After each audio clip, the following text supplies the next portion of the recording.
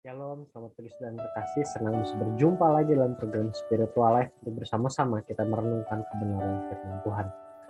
Ayat renungan kita pada pagi hari ini terambil dari Yohanes 3 ayat 22 sampai 36. Yohanes 3 ayat 22 sampai 36. Saya akan bacakan ayat ini bagi Bapak Ibu Saudara semua. Kesaksian Yohanes tentang Yesus. Sesudah itu Yesus pergi dengan murid-muridnya ke tanah Yudea, dan ia diam di sana bersama-sama mereka dan membaptis. Tetapi Yohanes pun membaptis juga di Ainon dekat Salim, sebab di situ banyak air dan orang-orang datang ke situ untuk dibaptis. Sebab pada waktu itu Yohanes belum dimasukkan ke dalam penjara. Maka timbullah perselisihan di antara murid-murid Yohanes dengan seorang Yahudi tentang penyucian. Lalu mereka datang kepada Yohanes dan berkata kepadanya, "Rabi, orang yang bersama dengan engkau di seberang sungai Yordan, dan yang tentang dia engkau telah memberi kesaksian, dia membaptis juga dan semua orang pergi kepadanya." Jawab Yohanes, "Tidak seorang pun yang dapat mengambil sesuatu bagi dirinya, kalau tidak dikaruniakan kepadanya dari sorga. Kamu sendiri dapat memberi kesaksian bahwa aku telah berkata, aku bukan Mesias, tetapi aku diutus untuk mendahuluinya. Yang empunya mempelai perempuan ialah mempelai laki-laki, tetapi sahabat mempelai laki-laki yang berdiri dekat dia dan yang mendengarkannya sangat bersuka cita mendengar suara mempelai laki-laki itu. Itulah sukacitaku, dan sekarang sukacitaku itu penuh. Ia harus semakin besar, tetapi aku harus semakin kecil. Siapa yang datang dari atas adalah di atas semuanya. Siapa yang berasal dari bumi termasuk pada bumi dan berkata-kata dalam bahasa bumi. Siapa yang datang dari surga adalah di atas semuanya. Dia memberi kesaksian tentang apa yang dilihatnya dan yang didengarnya, tetapi tak seorang pun yang menerima kesaksiannya itu. Siapa yang menerima kesaksiannya itu, ia mengaku bahwa Allah adalah benar.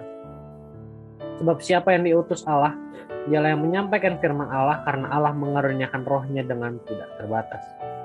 Bapa mengasihi anak dan telah menyerahkan segala sesuatu kepadanya.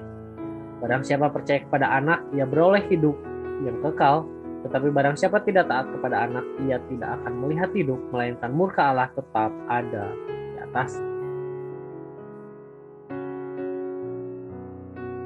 Bapak Ibu Saudara-saudari semua, renungan kita hari ini membahas mengenai kesaksian Yohanes tentang Yesus. Jika kita lihat dalam perikop yang kita baca tadi, di sana sempat ada perselisihan yang terjadi antara murid Yohanes dan seorang Yahudi. Mereka berselisih tentang penyucian. Namun perselisihan ini dapat Yohanes tangani dengan baik dengan memberikan penjelasan bahwa Yesus merupakan Mesias yang sesungguhnya, sedangkan ia hanyalah orang yang diutus untuk mendahuluinya. Bahkan Yohanes mengatakan Yesus harus semakin besar, sedangkan ia harus semakin kecil. Saudara, kita lihat Yohanes memberikan penjelasan kepada murid-muridnya bahwa Yesus adalah Mesias sesungguhnya, sehingga siapa yang menerima kesaksiannya, maka ia mengaku bahwa Allah adalah benar. Di bagian terakhir ayat ini, Yohanes mengatakan bahwa barang siapa percaya kepada anak, ia beroleh hidup yang kekal, tetapi barang siapa tidak taat kepada anak, ia tidak akan melihat hidup. Melalui perikop ini kita akan melihat dua pesan yang Yohanes sampaikan dari penjelasan mengenai Yesus. Yang pertama, kebahagiaan bagi semua orang Kristen yang sejati. Itu terdapat dalam bagian ayat 36a.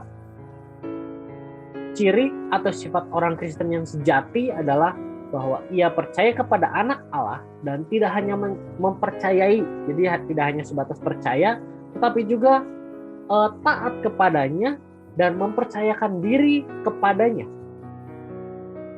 Kekristenan yang sejati mendatangkan keuntungan yang sungguh-sungguh besar, bahkan sampai pada kehidupan kekal. Lalu hal yang kedua yang bisa kita pelajari yaitu keadaan menyedihkan yang menyengsarakan yang menimpa orang-orang yang tidak percaya. Jadi kalau bagian pertama tadi dibilang kebahagiaan bagi semua orang yang percaya, tetapi bagian kedua ini berbicara tentang keadaan menyedihkan dan menyengsarakan yang menimpa orang yang tidak percaya. Itu terdapat dalam ayat 36b. Dalam ayat 36b ini dikatakan di sana, barang siapa tidak taat.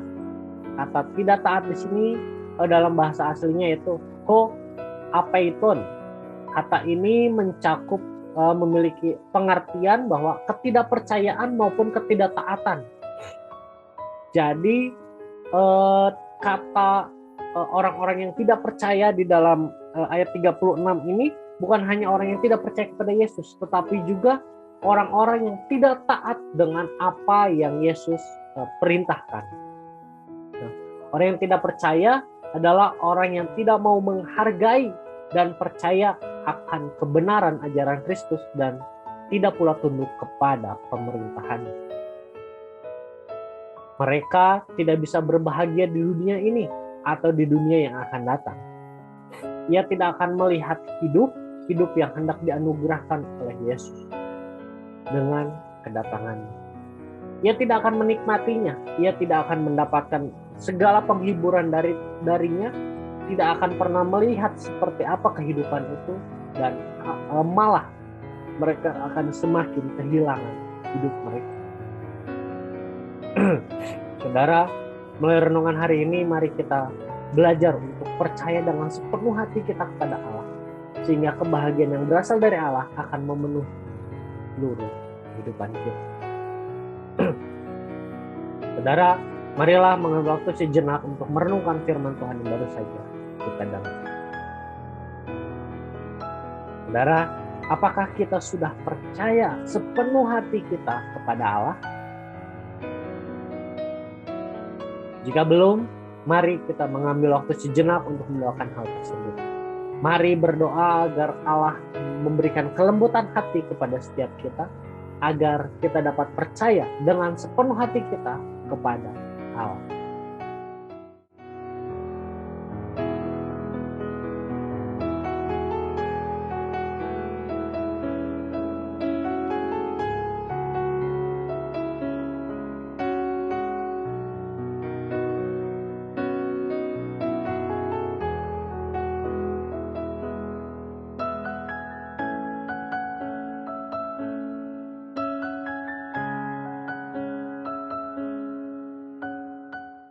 Mari kita tutup di dalam doa.